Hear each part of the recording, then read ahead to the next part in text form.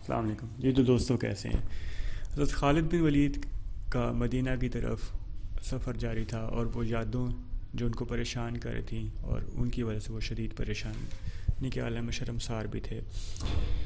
قریش کے لوگوں نے حضرت صلی اللہ علیہ وسلم کے گھر پہ کئی دفعہ غلاظت پھینکی تھی، اور جہاں بھی مسلمان تبلیغ کر رہے ہوتے تھے وہاں پہنچ جاتے تھے، کوئی نہ کوئی آدمی ان کا وہاں پہنچ جاتا تھا اور شور مچاتا تھا، ہلڑ بازی کرتا تھا، بد اخلاقی کرتا تھا، اور رسول خدا صلی اللہ علیہ وسلم کو پریشان کرتے رہتے تھے۔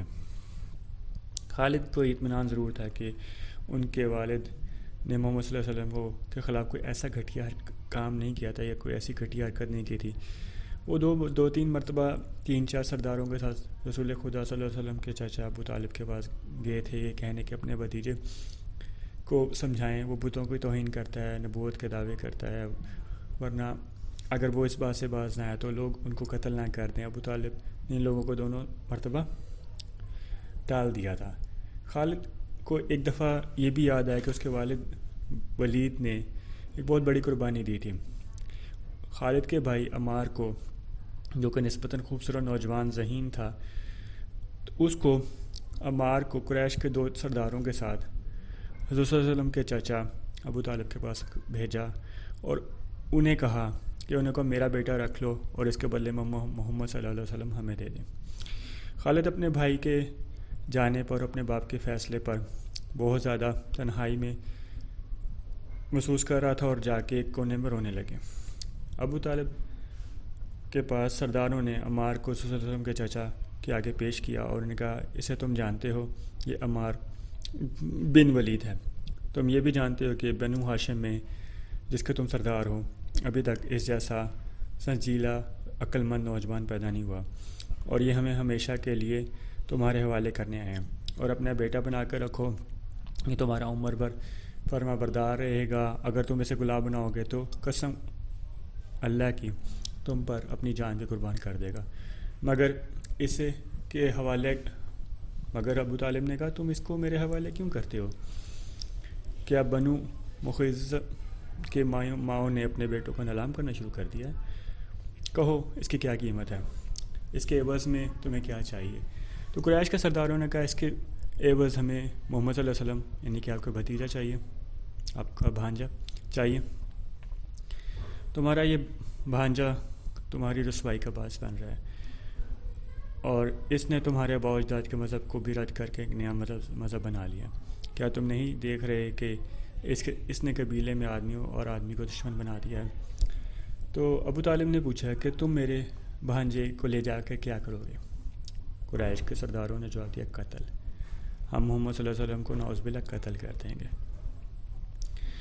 تو حضرت ابو طالب نے کہا کہ یہ بے انصافی نہیں ہوگی، تم دیکھ رہے ہو کہ تم میرے بھتیجے کو لے جا کر اپنا بیٹا دے رہے ہو، اور یہ بھی بے انصافی ہوگی کہ تم میرے بھتیجے کو قتل کر دو اور میں تمہارے بیٹے کو پالوں، اس پہ خرچہ کروں، اپنی بہت اسے اچھی زندگی دوں، اور تم میرے ساتھ کیا انصاف کر رہے ہو؟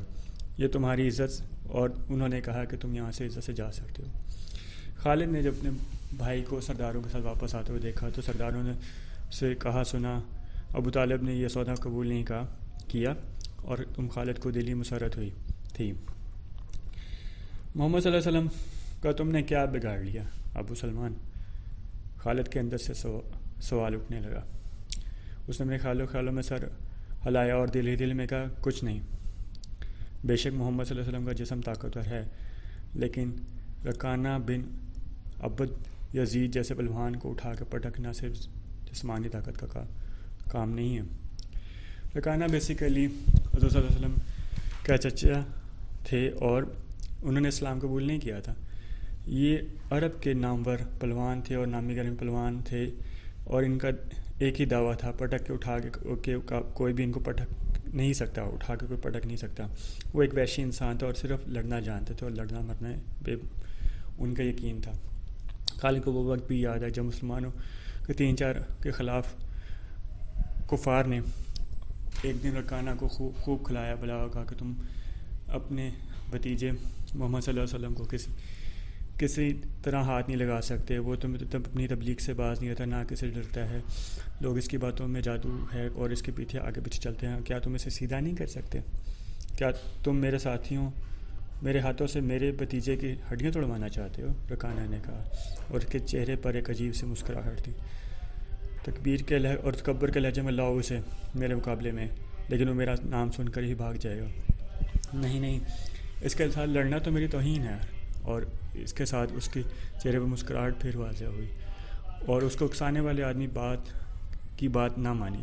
وہ کسی پہلوان کو اپنے برابر نہیں سمجھتا تھا، اور مسلمانوں کے دشمن خاموش ہو گئے، لیکن سوچ رہے تھے کہ رسول خدا کو رکانہ کے ہاتھوں اگر یہ تماشا بنا دیا جائے، اور مکے کے یہودی خاص طور پر رسول اللہ صلی اللہ علیہ وسلم کے دشمن تھے، اور وہ کھل کے میدان میں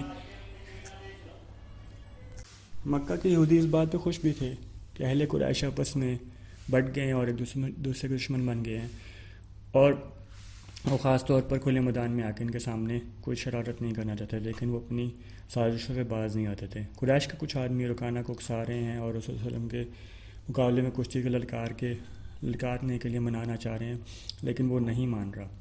ایک دن رکانہ رات کو وقت ایک گلی سے گزرا تو قریب ایک حسین و جمیل نوجوان لڑکی گزری، اور چاندنی رات میں لڑکی نے رکانہ کو پہچان لیا اور مسکرا کے کہا۔ رکانہ وحشی تھا، وہ رک گیا۔ وہ لڑکی کا رسا روک لیا۔ کیا تم جانتی ہو؟ عورت مرد کی طرف دیکھ کر مسکرائے۔ تو اس کا کیا مطلب ہوتا ہے؟ رکانہ نے پوچھا۔ تم ہو کون؟ عورت نے بتایا، ارمان یہودی کی بیٹی ہوں۔ رکانہ نے لڑکی کے کندھوں پر ہاتھ رکھا، اپنے قریب کر کے بولا، کیا تو میرے جسم تجھے اتنا اچھا لگا؟ اور کیا میری طاقت تمہاری طاقت مجھے محسوس کرایا ہے کہ بس تم اپنے بھتیجے محمد صلی اللہ علیہ وسلم سے ڈرتے ہو؟ کون ڈرتا ہے؟ رکانہ نے گرج کے پوچھا۔ سب کہتے ہیں پہلے محمد صلی اللہ علیہ وسلم کو گراؤ اور میں اپنا جسم تمہارے نام میں دوں گی۔ اللہ کے بیٹے بیٹیوں کی قسم، تیری یہ بات کر کے میرے سامنے آؤں گا۔ رکانہ نے کہا، لیکن تم نے غلط سنا ہے، میں محمد صلی اللہ علیہ وسلم سے ڈرتا نہیں ہوں۔ بات یہ ہے کہ میں اپنے کمزور کے ساتھ لڑنا اپنے توہین سمجھتا ہوں، لیکن میں تیری یہ بات پوری کروں گا۔